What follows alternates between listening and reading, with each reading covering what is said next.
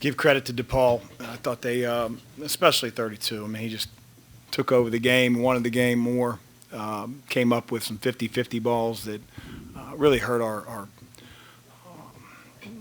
just hurt our cause. I mean, he was a one-man wrecking crew. You know, we had no answer for him, whether it was his ISO drives, getting to the rim and finishing, whether it was a cherry on top, just shooting threes at the end. But, you know, he made some big-time plays, coming up with loose balls and just breaking our back. You know, our offense can't shoot 3 free throws in a game. We got to figure something out. I mean, it's just 3 free throws is ridiculous. You know, we've got to be able to play through contact.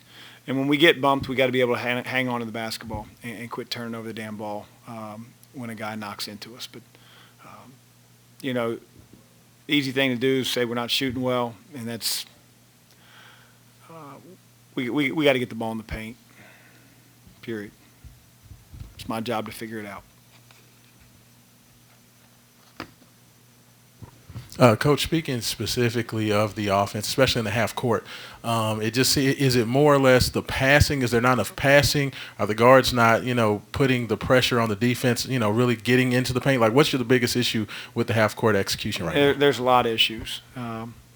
Issue number one was, DePaul went into a 2-3 matchup they hadn't showed all year, and we didn't handle it very well. But again, without watching the film, for us, we got to get the ball in the paint, and we got to be able to finish around the basket and draw fouls, and that'll open up other stuff on the perimeter. But right now, we're too perimeter oriented.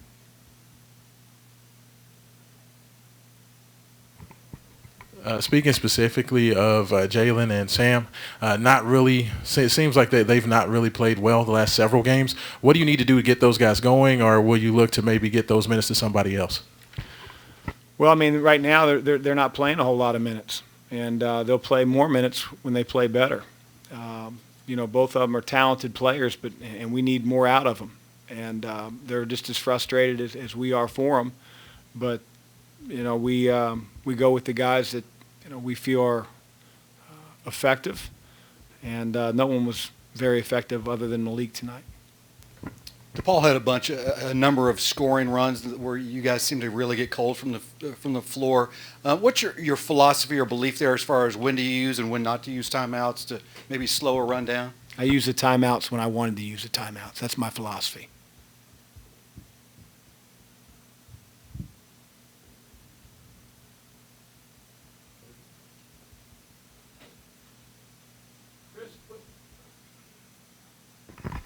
Chris, what the dry runs, and we talked about it a little bit, is it offensive execution? Is it DePaul's defense?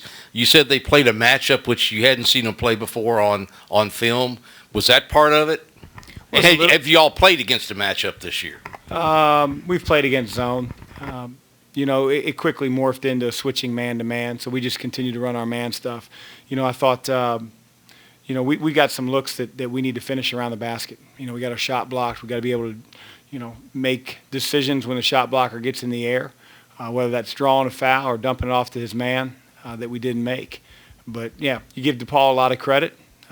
They played big around the basket, but we didn't crack the lane nearly enough to put enough pressure to get to the free throw line. Coach, you mentioned the fact that DePaul wanted it more. Just talking about going after balls or being aggressive.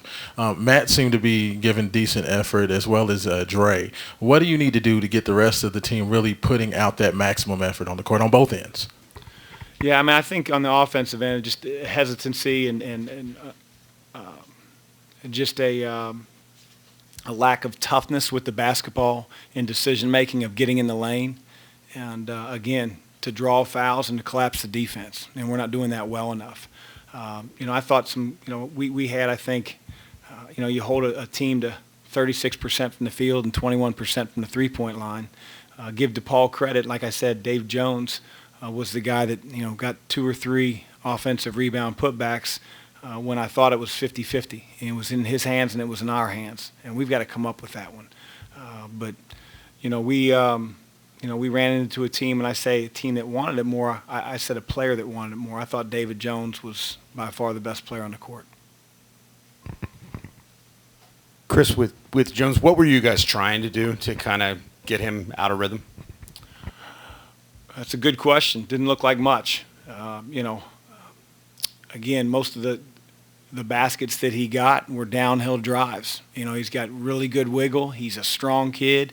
We had, for the most part, our fives in the lane. So it's not like he was finishing one-on-one and, our fives outside the lane, guarding the three-point line. He's right there in the thick of it. And one time he did miss, they got a heck of an offensive rebound, tip in that hurt us. I think it put him up 2.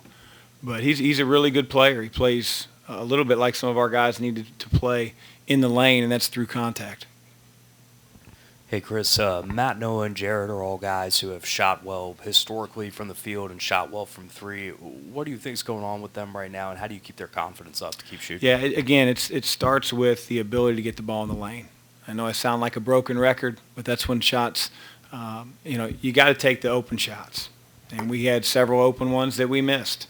And, we're going to continue to tell them to shoot the ball, but it has to start with our ability to get the ball in the lane. And that has to be recognized a little bit more, both by our coaching staff and our players. And we've got to get it in there without getting it knocked out of our hands and without getting knocked over ourselves. As far as getting the ball into the lane, does that start more with the point guards, 5 assists, 5 turnovers? Are you happy with what Jared as the starter's giving you as well as the guys coming off the bench? Yeah, Jared played, he's been playing really well for us. Didn't play well tonight on the offensive end. He did a great job on Freeman Liberty, who ends up getting 8 points. I thought Jared dogged him all night, but, Jared didn't play as well tonight. But, he's been a guy that, runs our show, gets in the lane, makes guys better. He'll have better nights.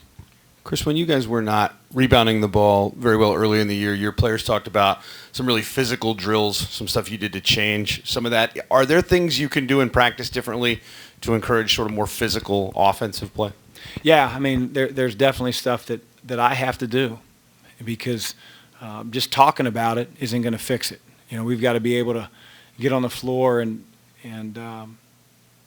put guys in situations where they have to finish through contact.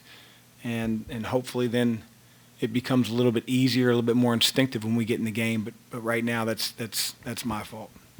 Do you walk a line with that stuff at all? Because in practice, obviously there's some limit to how physical you want to be. You don't want to get a bunch of guys injured, but you have to figure out a line there. Yeah, you just got to play legal, right? You can't hold, you can't grab, you can't shove guys down to the floor. But we're going to be a physical team, or we need to be a physical team on the defensive end. But again, we need to be physical on offense and be tough with the ball. Thank you, Coach. Thanks. Back, Malik Williams.